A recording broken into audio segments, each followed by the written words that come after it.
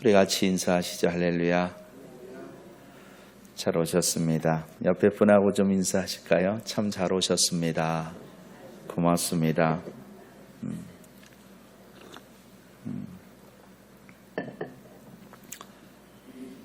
지난주부터 요한복음 15장의 말씀을 우리가 들어가고 있습니다. 지난주 말씀을 한번 들여다보면 어떨까요? 1절로 3절의 말씀을 우리가 함께 나누었죠. 그 말씀을 드렸습니다. 사람은 삶의 자리에서 그 흔적이 남기를 원해요. 그리고 그 흔적은 선한 영향력을 바라는 그러한 열매입니다. 어떤 상급일 수도 있는 것이고요. 자신의 존재를 남긴다라는 것. 그런데 때때로 그러한 자기의 존재만 의식하다 보면 반대급부적으로 좋지 않은 영향도 드러나게 되죠. 신앙생활하는 성도 또한 다르지 않습니다. 어찌 보면은 그 삶의 흔적, 다시 말하는 이 열매라는 말을 참 많이 사용하는 것이 교인들이거든요. 성도들이 말끝마다 붙이는 것이 열매잖아요. 무슨 기도의 열매, 헌신의 열매, 예배의 열매, 헌금의 열매, 가는 데마다 열매라는 말 붙여요. 사실 열매라는 말을 그렇게 사용하는 것은 그 삶이 하나님 보시기에 참 예쁘기를 바라는 마음이 분명 들어 있습니다. 그러나 조금 전 말했듯이 하나님을 예쁘시게 하려는 마음이 과하다 보니까 자꾸 열매에 집중하게 되는 것이에요. 그래서 내가 무언가를 남겨야 되는 거예요. 무언가를 보여야 되는 것이에요. 그 보여지는 것도 선명해져야 되는 것이에요. 열매도 많아야 되는 것이에요. 결국 우리는 삶의 자리에서 누려야 될 삶의 기쁨, 즐거움이 아닌 삶의 부담, 삶의 짐을 버거워하는 모습을 가질 수밖에 없죠. 그럼 우리는 어떻게 이 삶의 열매라는 말을 붙들었으면 좋을까요? 성경은 삶의 열매를 우리에게 가르쳐 줄 때에 사람 한 사람이 각자 삶의 자리에서 억지로 맺어지는 것, 그것이 열매가 아니라는 것, 이것을 가르쳐 주고 있습니다. 다시 말하면 열매는 생명이 있음의 결과라는 것이죠. 가지가 스스로 열매를 맺을 수 없음같이 가지가 열매를 맺는 조건은 하나라는 거죠. 줄기에 붙어 있어 줄기로부터 영양분을 공급받음으로써 그 결과가 바로 열매라는 거죠. 성도된 우리의 열매 또한 다르지 않습니다. 모든 사람의 열매 또한 다르지 않습니다. 이 사람이 맺는 열매의 궁극적인 그 근원을 보면은 생명 있음에서 비롯된 것이에요. 열심은 그 뒤에 문제라는 겁니다. 성도의 열매 또한 마찬가지입니다. 분명 우리의 노력과 열심이 왜 안 들어가 있습니까? 그런데 그 열심 너머에 바로 예수님과 연합된 삶이 존재한다는 것입니다. 여러분 시편 127편에서 시인은 이 진리를 분명하게 가르쳐주고 있어요. 이렇게 말합니다. 자식은 여호와의 주신 기업이요 태의 열매는 그의 상급이라. 아멘. 자식이 여호와의 주신 기업이래요. 태의 열매는 상급이래요. 자식과 태의 열매라고 하는 이 말이 반복적인 표현인 거예요. 자식은 하나님의 은혜와 허락이 있어야만 누리게 된 선물임을 말하는 것이죠.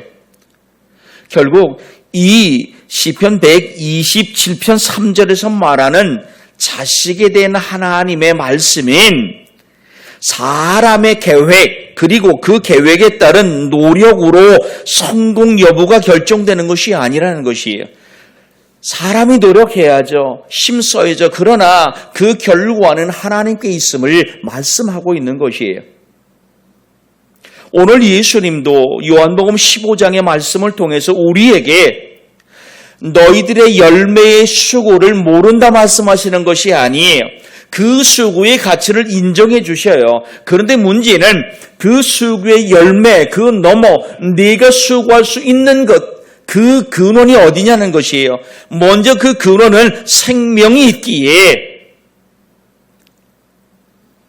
공급이 있기에 열매가 맺게 됐다는 것이에요. 그러므로 우리가 자랑할 것, 열매가 아니라는 것이에요. 오늘 이 시간 우리가 자랑할 수 있는 것은 하나예요. 생명 있음입니다. 예배할 수 있는 나, 예배하는 나를 오늘 감사하시길 부탁합니다. 앞서 예수님은 1절에서 나는 참 포도나무요 내 아버지는 농부라 이렇게 말씀하셨어요. 구약 성경을 보면 이스라엘을 이 포도나무의 상징적으로 그렇게 비유합니다. 세상 사람들이 볼 때 이스라엘은 하나님이 애굽에서 옮겨 심은 가나안에 심은 포도나무입니다.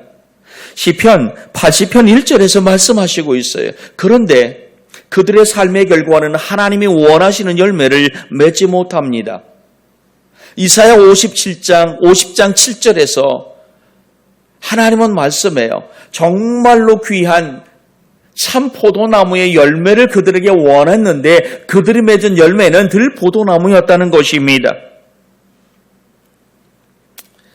뿐만 아닙니다. 호세아 10장에서는 더 심한 말씀을 하시고 있어요.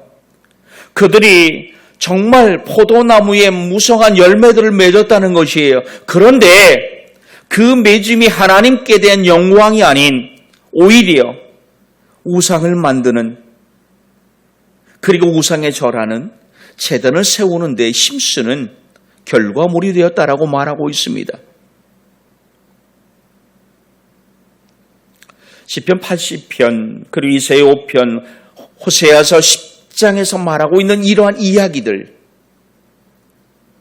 바로 그러한 이야기를 배경으로 하면서 예수님은 지금 요한복음 15장에서 내가 참 포도나무다 이렇게 말씀하시는 것입니다.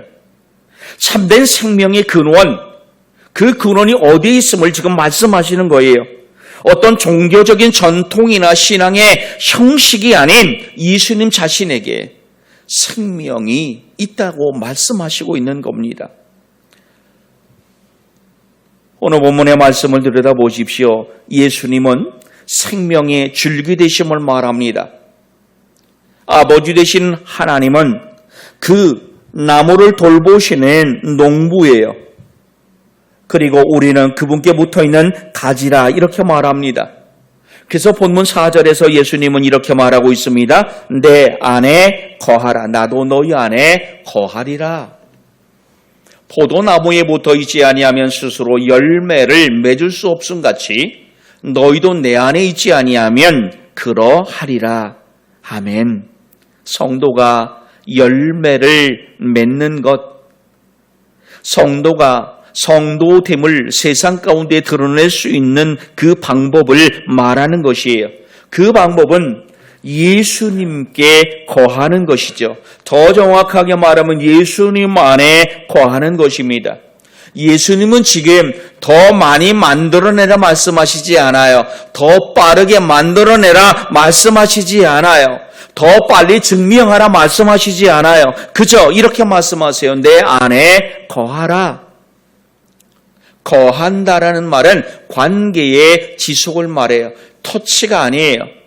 그 안에 함께 하는 거예요. 우리 교회 평생 표현 바로 동행이 바로 이거예요. 하나님 안에 거할 때 우리는 하나님과 아름다운 동행의 모습을 보이게 되겠죠. 성도 간의 연합이 아름다운 동행, 그것은 관계에 달려 있어요. 자신의 삶 전체를 예수님 관계 안에서 설정하는 것이에요. 살아가는 것이에요. 내 삶 전체가 예수님께 동화되는 삶, 그것이 실은 거하는 삶입니다. 가지와 포도나무의 관계를 다시 한번 생각해 보십시오. 가지와 포도나무의 관계는 그저 외적 연결이 아니죠. 생명의 연결이라는 겁니다. 가지가 줄기에 붙어 있는 것은 그 줄기된 원줄기를 더 아름답게 꾸미기 위한 장식이 아니에요. 가지가 살기 위한 최소한의 조건입니다. 즉 장식이 아닌 생명을 공급받는 관계입니다. 신앙도 이와 다르지 않습니다. 교회에 오래 머물러 있다고 하는 사실만으로 열매가 좋은 것이 아니라는 것이에요. 직분이 있어요. 성경의 체험도 있어요. 봉사의 경험이 있다고 해서 생명이 자연히 흐르는 것 아니라는 겁니다. 오래 믿은 사람일수록 오늘 우리는 이 4절의 말씀을 더 깊이 주의하여 들을 필요가 있습니다.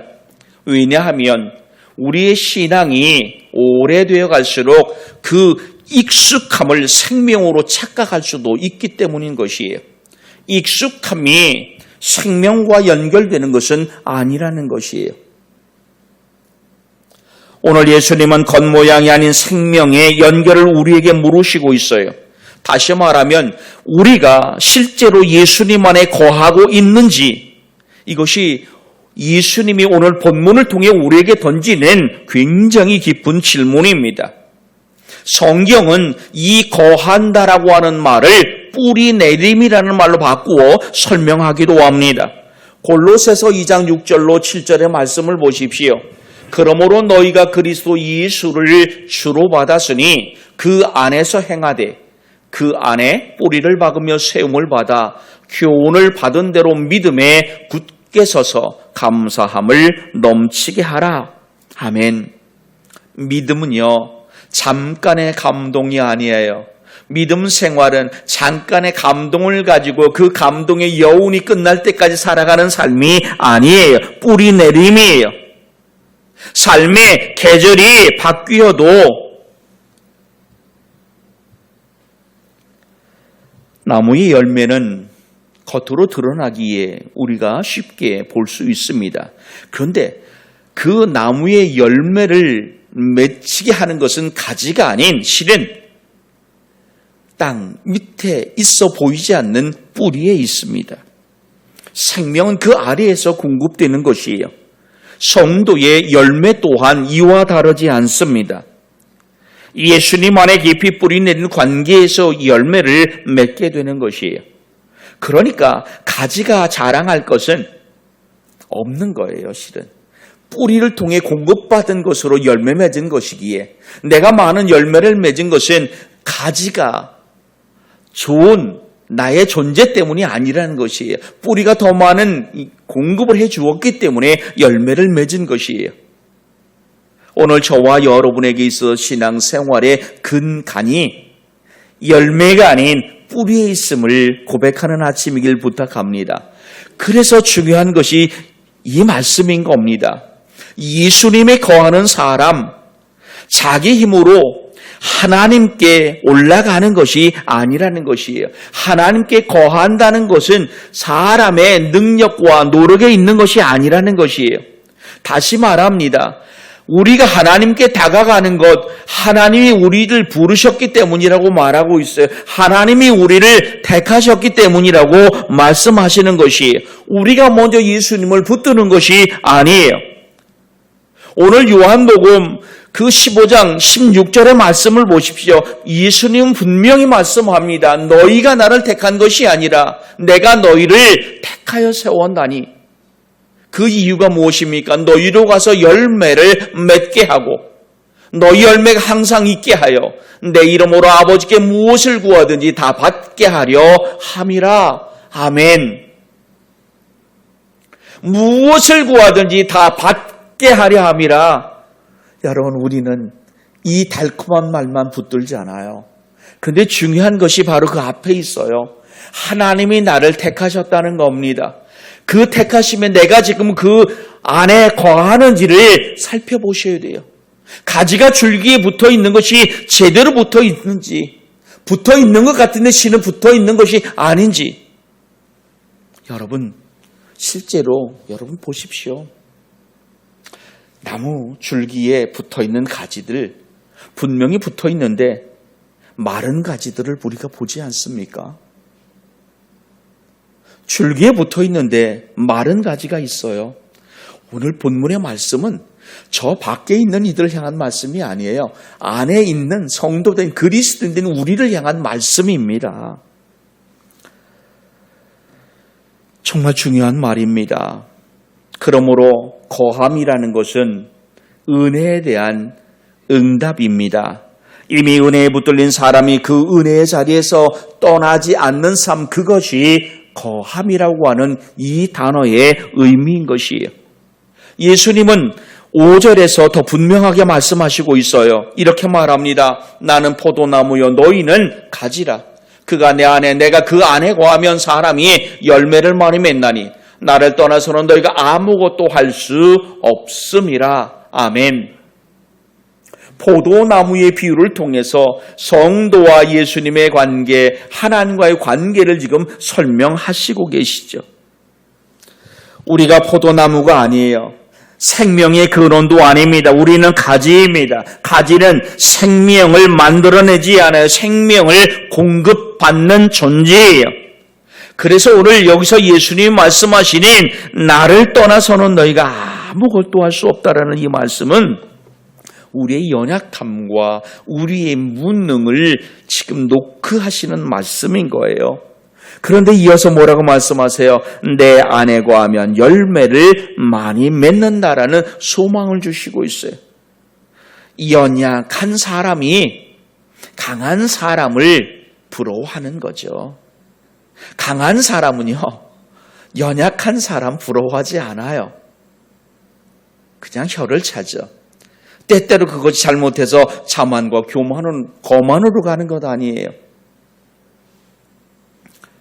사람은 예수님 없이 살 수 있죠. 예수님 없이 공부할 수 있죠. 일할 수 있죠. 예수님 없어도 사람에게 인정받을 수 있죠. 그러나 하나님이 기뻐하시는 그 영원한 열매, 그것은요, 하나님을 떠나서는 절대 맺을 수 없다라고 하는 것입니다. 예수님의 생명에서 나오는 것이 예수님이 원하시는 열매를 맺게 한다라는 것이에요. 성도와 세상에 살아가는 사람과 다른 열매가 여기에서 나타나는 겁니다. 그래서 6절에 보면은 예수님은 거하지 않는 삶의 결과, 예수님께 거하지 않는 삶의 결과도 분명히 말씀하세요. 내 안에 거하지 아니하면 가지처럼 밖에 버려져 마르나니 사람들이 그것을 모아다가 불에 던져 사르느니라. 아멘. 굉장히 충격적인 말입니다. 우리를 무겁게 하는 말입니다. 가지가 줄기에서 떨어지면 당장은 모양을 유지하는 것처럼 보일 수 있어요. 같이 살아있는 것으로 보이는 거예요. 생명이 있으므로. 그런데 시간이 지날수록 그 마름은 서서히 진행되고 어느 순간에 그 가지가 마름이 사람들 앞에 드러나게 되는 것이죠. 이처럼 신앙도 마찬가지입니다. 겉모습으로 오래 버틸 수 없어요. 예수님 안에 거하지 아니하면 영혼은 마르기 시작한다는 겁니다. 단순한 영적 침체만을 말하는 경고가 아닙니다. 생명의 근원이신 예수님을 떠날 때 목마름이 시작될 것이고 그 목마름을 넘어 거기에서 사망이 존재할 수밖에 없다는 심판의 언어죠. 이 엄중한 말씀을 예수님이 하시는 이유, 그리고 우리가 듣는 이유는 하나입니다. 생명의 줄기에 붙어있는 가지여야 하기 때문인 것이에요.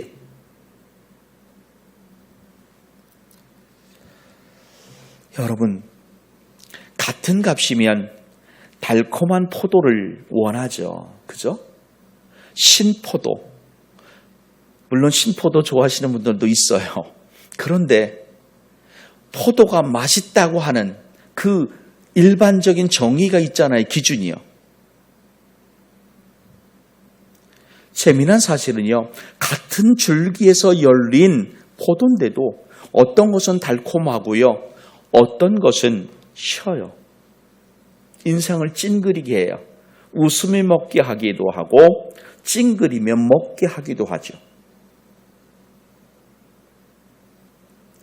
같은 한 송이 안에 달린 열매 또한 달아요. 어떤 거는요 달콤해요. 어떤 것은 셔요. 이 차이를 지금 예수님 말씀하시는 겁니다. 이왕 열릴 열매라면, 정말 예수님께 붙어있는 열매라면 예수님 바라시는 열매, 쉽게 말하면 예수님은 지금 우리에게 이렇게 말하는 것이, 내가 참 포도나무라는 얘기는 너희들이 맺힌 열매는 절대 좋은 열매이지 나쁜 열매가 될 수 없다라고 말하시는 거예요. 그런데 나쁜 열매예요. 좋지 않은 열매인 것은 결국 누구의 문제예요? 누구의 문제입니까? 나의 문제라는 것이, 너를 돌아보라, 이 말씀을 지금 하고 계시는 것이. 여러분, 오늘 저와 여러분의 삶이 정말 예수님께 붙어있는 삶인지, 예수님께 거하는 삶인지를 보았으면 좋겠어요.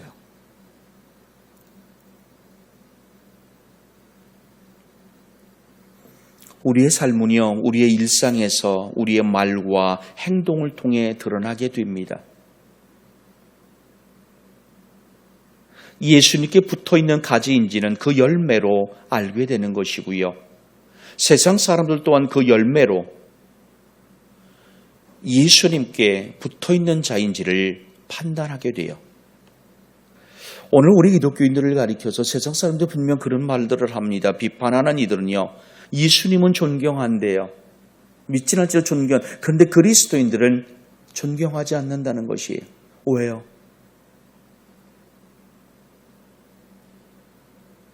참 포도나무인데 그 열매는 들포도나무와 다르지 않기 때문인 것이죠. 들포도나무이기 때문이에요. 오늘 말씀은 우리를 다시 생명의 자리로 부르시는 말씀이에요. 진짜 생명은 우리 안에 만들어지는 것이 아니에요. 예수님께로부터 온다고 하는 이 말씀을 깨닫기를 부탁합니다. 가지가 포도나무에 붙어 있을 때 살아있을 수 있듯 성도는 예수님 안에 거할 때 참된 열매를 맺게 되는 겁니다. 그러므로 오늘 이 아침 우리는 이 말씀을 저와 여러분 자신에게 비춰보는 말씀이기를 좀 부탁합니다. 예수님께 붙어 있는 줄 알았는데, 예수님께 붙어 있는 모습인데 혹시 내가 다른 것을 기대고 있지는 않았는지, 생명의 근원이신 예수님 안에 머물기를 축복합니다. 그리고 그 열매가 정말 하나님이 원하시는, 세상 사람들이 맛보고도 즐거워할 만한 열매 마시기를 부탁합니다. 기도합니다. 하나님, 오늘도 우리를 자신 안으로 부르시는 예수님을 만나게 하심 감사합니다. 그 부르심 앞에서 우리 각 사람이 다시 머물 자리를 정하게 하시옵소서. 생명의 근원 예수 그리스도임을 고백하게 하시옵소서. 예수님 이름으로 기도하옵나이다. 아멘.